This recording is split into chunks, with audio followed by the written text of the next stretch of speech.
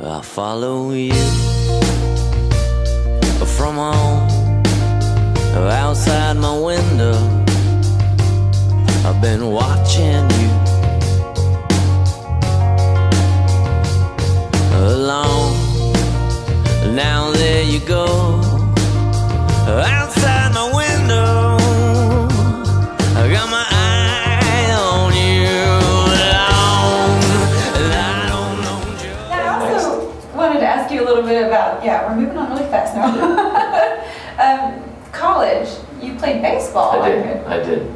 I was a pitcher. I went to University of North Carolina, was a Tar Heel, and went out there on a scholarship, and then I redshirted my freshman year there, so I transferred back to Purdue University and finished up my career there as a pitcher. And that actual fake shark bite was an injury that I had in my shin. I got hit with a line drive. Oh. Yeah. So right before our spring season opened up in Florida, we were playing a scrimmage game in West Lafayette, Indiana, where Purdue is located. It was like 5 days before, and I was pitching, and I got hit with a line drive, and it got infected. My leg did, and I had 6 surgeries in 9 days, and almost lost my leg, and pretty much canceled out the baseball career. So, but I thought, you gotta have something to fall back on these days. If it doesn't work out in pro baseball, I thought, why not pro music? That's pretty easy. So, and then my parents were proud that I had a real solid backup plan. And, don't they all say so that? Here we are. Artists. Oh, I know. So if you can't throw a fastball anymore, try to play Wipeout on the drums and see what happens. How long did it take that to heal? It took, I would say, a good 3.5 months by the time I actually got everything back. But one of these things, I'm very lucky to have my leg. And you are. I had some great doctors that really knew what they were doing and didn't mess around and got me to the proper place and took care of it. And put you back together. Put me back together again, like Humpty Dumpty. Humpty Dumpty, and you won't fall again. I hope not. If I do, it's part of life. Just gotta get back up. Now, your music, talking about the music, we'll stop talking about the sharks. Okay. Your shark bite, your devastating shark bite. It's a cow bite, actually. Actually, you ever had a cow bite? No, I haven't. And I grew up around cows. Yeah, exactly. It's one of those little grade school things. I think you pinch the leg real hard and it says a cow bite. Okay, then I grew up in a different part of the world. Texas, Indiana? Indiana, yeah. I wouldn't say they were too far apart. Not too far apart. No. Yeah, very similar. Now, your music, I've read that some people describe it as a kind of a funkadelic rock. How would you describe it to someone, say, if they were in another country and they've never heard your type of music before? Because it seems to have a very eclectic sound and style to it. That's a good question. It depends on what language they spoke. And if I can speak that language properly and articulate myself with a vocabulary. Okay, let's go through all the languages. Russian, Chinese, Japanese. But if they knew English, I would have to say that it's awesome. I mean, pretty much. You got one word. But okay. My mom thinks it's really awesome, so she's a good critic. Everybody.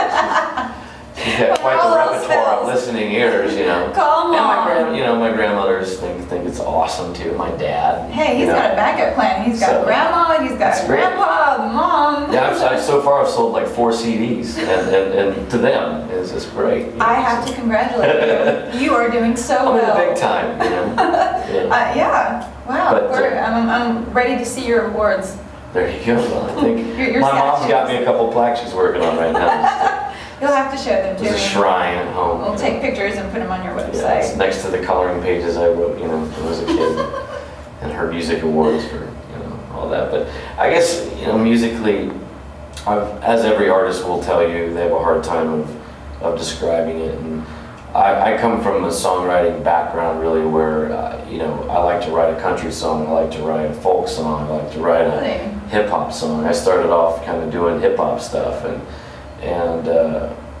then I love the Beatles and the Stones and Stevie Wonder and Earth, Wind and Fire and Johnny Cash. So I've got a lot of influences. You've got a melting pot. And so that's it's been a little bit tough to describe the genre because I have some mixed genre stuff. You just have a little bit of everything. A little bit of everything, but I've been trying to come up with that catchphrase of what is the music, because every marketing book, everybody tells you gotta have it a couple lines, and I haven't quite figured it out yet.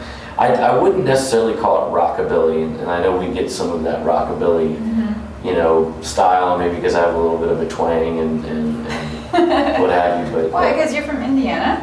Yeah, exactly. I mean, I guess they tell me I have a twang. I don't know what that means. It's a good twang. But, Yeah, that's what people tell me when I'm yeah, from Texas. yeah. Oh, I can hear the twang. yeah. I was like, ah, it only comes out when I've had a little one Yeah. too many. Yeah, one or too many. It happens. I start slurring. How many have you had today, actually? I was wondering. I'm doing good. You doing good? I'm doing good. I've had 8. You can't even tell. You can't tell? No. You hide it well. Thank you. Yeah, very well. How many are you on? Oh, geez. I've had the espresso, I've had the Starbucks, and fifth of Jack Daniels. And I haven't drank any yet, but just waiting for this interview to wrap up so we can have the after More? interview party. The after party. Yeah, That's what you really want to With some film. Jack. We get crazy in this awesome studio space. Yes. It's very calming. But I guess to go back to the music thing again, it would be more like, you know, I think the way the Beatles had a lot of different styles, that's present in the music. So it would be like the Beatles, kind of with the twist of something more modern, like a Modest Mouse or Franz Ferdinand. You mix those two together with probably a hint of Johnny Cash. You know, so Yeah. you kind of shake that all up and spike your hair, and there you go.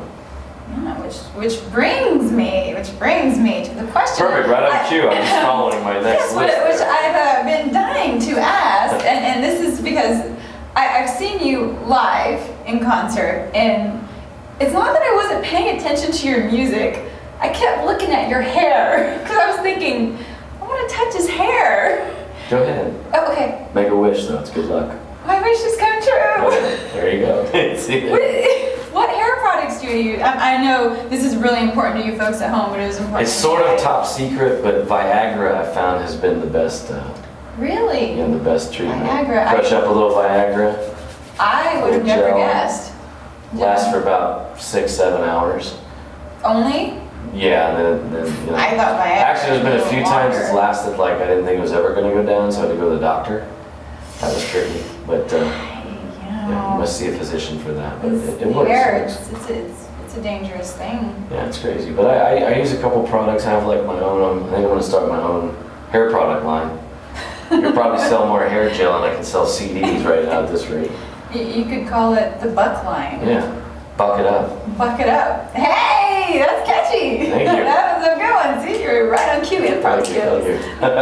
Yeah, and it was funny because I was watching you on stage along with, I think it's Joel. Joel. His hair is longer than mine. It is. And he had this fan in front of him. Maybe it was 3 fans. I think it was like 3 fans at night. Probably. And he's sitting there and he's just rocking it out, and his hair is just flapping in the It's wind. like a classic Kip Winger video from the 80s during the guitar solo. Yeah, just see it right now. It reminded me of this slow motion Pantene commercial because I was thinking, you guys should contact Pantene and say, hey, instead of Yeah. having all these women on the commercial, you should have men. We're like hair rock, but not like the hair bands. It's like, you know, we're very hairy. You're very Yes. That sounded bad, didn't it? No. That was just a hair too much to talk about right there. See, this guy's got a lot of energy. I don't know about that. No, you do. You Got a lot of coffee in me right now. Well, no, because I've seen you perform. Oh, okay. I have. Yeah. I've seen you perform, and the energy that you guys have on stage is just. You guys are all over the place. I mean, you're vivacious. You do a lot of facial expressions. What do you guys do to keep up all that energy? Do you drink 10 Red Bulls before you go on stage? Not at all. We do a lot of primal scream therapy. And how does that work for you? It's obviously doing something right. But no, you know, we just we're guys just used to it? performers. I mean, we're entertainers, not only as musicians, and we get into it. We're very passionate about what we do, and we've just always had this energy going on that I can't really explain.